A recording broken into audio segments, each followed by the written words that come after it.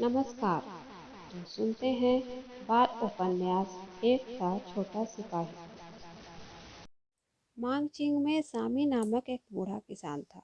उसके खेत दक्षिणी किनारे पर थे, इसीलिए उसे गांव के इस एकदम एकांत क्षेत्र में जाकर खेतों की रात बिरात रखवाली करनी होती थी। कभी कभी सामी जब बहुत थक जाता था तब उसका इकलौता बेटा सूरजा खेतों की रखवाली करने जाता था। सूरजा बड़ा फुर्तीला होने के साथ साथ साहसी भी था। खूब अंधेरी रात, जंगल की बात, जानवरों का भय, पर सूरजा कभी नहीं घबराता था। दोपहर तक स्कूल में पढ़ता था, बाकी समय में खेती के काम काज में अपने पिता का हाथ बटाता था। सूरजा अभी 15 साल का ही था। इस छोटी उम्र में भी वह खूब तंदुरुस्त था। पढ़ाई में वह जितना होशियार था, उससे कहीं अधिक खेल कूद का शौकीन था। सामी को यह पसंद नहीं था कि सूरजा यूं खेल कूद की तरफ अधिक ध्यान दे। वह चाहता था कि पढ़ लिख कर सूरजा कोई बड़ा अफसर बने, पर सूरजा बड़ा होकर फौज में भर्ती होना चाहता था।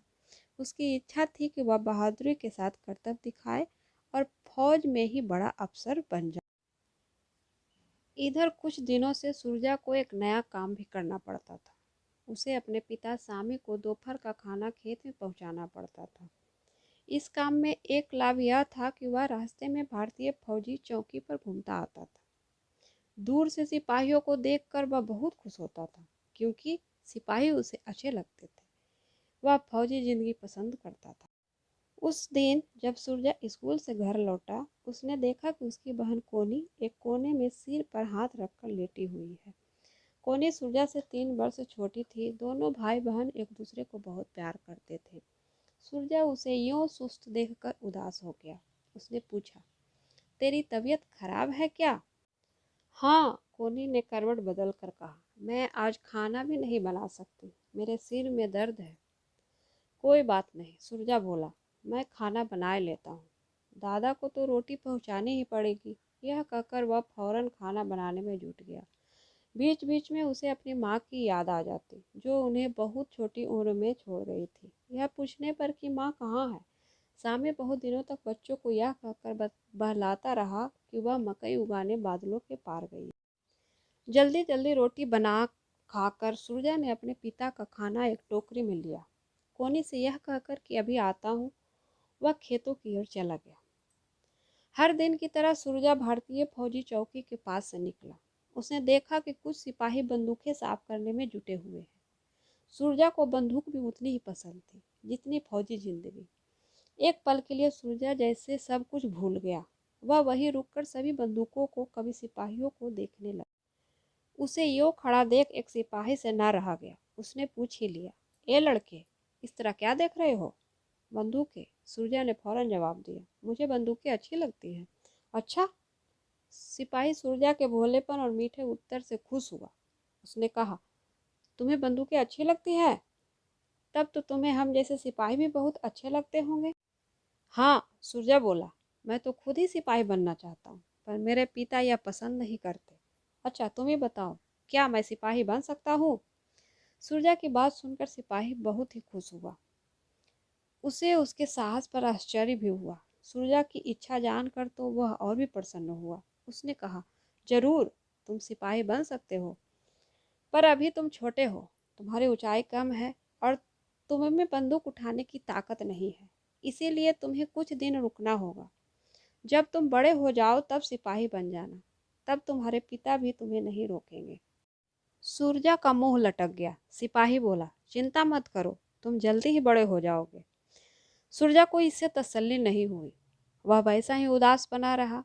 तब सिपाही ने उसकी उदासी दूर करने की एक नई तरकीब निकाली।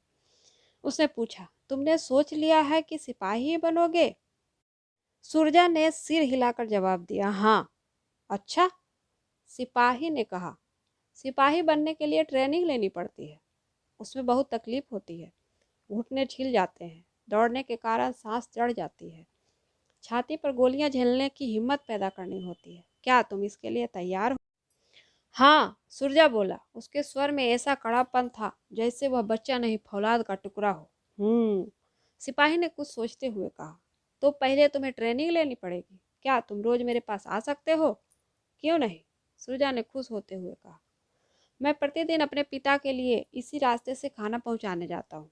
लौटते समय मैं तुम्हारे पास 2 घंटे ट्रेनिंग ले लिया करूँगा। ठीक, सिपाही बोला। मैं तुम्हें बताऊंगा कि एक सच्चे सिपाही का क्या काम होता है। अभी तुम जहाँ जा रहे हो जा सकते। सूरजा जाने लगा, पर सिपाही ने उसे रोका और कहा, सुनो, अब हम दोस्त हो गए हैं। मैं सिपाही हूँ, तुम सोने वाले सिपाही हो। हमारी तुम्हारी दोस्ती पक्की। मेरा नाम दयाराम है। तुम्हारा क्या नाम है? सूरज से, सूरजा ने बताया। पर गांव के सब लोग मुझे सूरजा कहते हैं। तुम भी मुझे सूरजा कह सकते हो। सिपाही दयाराम हंस दिया। सूरजा ने अपनी राह ली। बीच बीच में वह पीछे की ओर मुड़ मुड़ कर देखता रहा। सिपाही दयाराम अब भी उसी की ओर देख रहा था। वह खड़ा हुआ था और उसके बदन पर हरे रंग की फौजी वर्दी थी। सूरजा सोच सोच कर खुश होता रहा। बड़ा सिपाही मुझे ट्रेनिंग देगा, फिर मैं भी सिपाही बनूंगा। ऐसी ही हरी वर्दी मेरे बदन पर होगी। ऐसे ही मैं भी किसी छोटे सिपाही को फौज के लिए तैयार करूंगा, जैसे दयाराम मुझे करने वाला। सिपाही दयाराम से सूरजा की दोस्ती हुए अभी कुछ ही दिन हुए थे। दयाराम बड़ी देर तक उसके साथ बैठा बैठा तरह तरह के गप्पे हाँकता रहता। उससे सूरजा को खूब तेज दौड़ना, ऊंचाई से कूदना और नीचे से ऊपर की ओर चढ़ना आदि सिखा दिया। कभी कभी उसके साथी सिपाही कहते, दयाराम, तुम बेकार ही इस लड़के के साथ सिर खपाते हो। वह हंस देता और कहता, सूरजा आ जाता है तो मेरे मन को ठंडक मिलती है। ठीक इतना ही बड़ा बेटा है मेरा, गांव में छोड़ आया हूँ। सूरजा से मन बहल जाता है। और यूं अपना मन बहलाते बहलाते दयाराम ने सूरजा को सचमुच अच्छा खासा सिपाही बना दिया। वह पिस्तौल से निशाना साधना भी सीख गया और दुश्मन जब हमला करे तब बचाव कैसे करना चाहिए यह भी वह जान गया। इसके अलावा भी दयाराम ने उसे बहुत कुछ सिखाया। उसने उसे सिपाही के कर्तव्य समझाए। उसने कहा, दुश्मन अगर कभी पकड़ भी ले तो सिपाही को अपनी फौज के बारे में एक शब्द भी नहीं बोलना चाहिए, भले ही उसकी बोटी बोटी काट दी जाए। सूरजा ने सब कुछ बड़े ध्यान से सुना। सिपाही दयाराम ने कहा, जो लोग अपने देश पर बलिदान होते हैं उन्हें स्वर्ग में भगवान के बराबर आसन मिलता है। सुनकर सूरजा खुश हुआ। उसने निश्चय किया, मैं सिपाही होकर अपने देश पर बलिदान हो जाऊंगा, स्वर्ग में भगवान के बराबर आसन पाऊंगा। पर इधर कुछ दिनों से सूरजा और दयाराम का मिलना जुलना कम हो गया। कारण यह था कि सीमा के आसपास चीनी फौजों की हलचल बढ़ गई थी। चौकी के अफसर की आज्ञा के अनुसार दयाराम को दिन रात उस क्षेत्र में गश्त लगानी पड़ती थी। सूरजा अभी भी अपने पिता को खाना देने जाता था। रास्ते में चौकी पर रुककर वह सिपाहियों से दयाराम के बारे में पूछता। कुशल समाचार पाकर वह खुश हो जाता। एक दिन ऐसे ही जब उसने दयाराम के बारे में पूछा तब उसे पता चला कि दयाराम गश्त से लौटा ही नहीं है।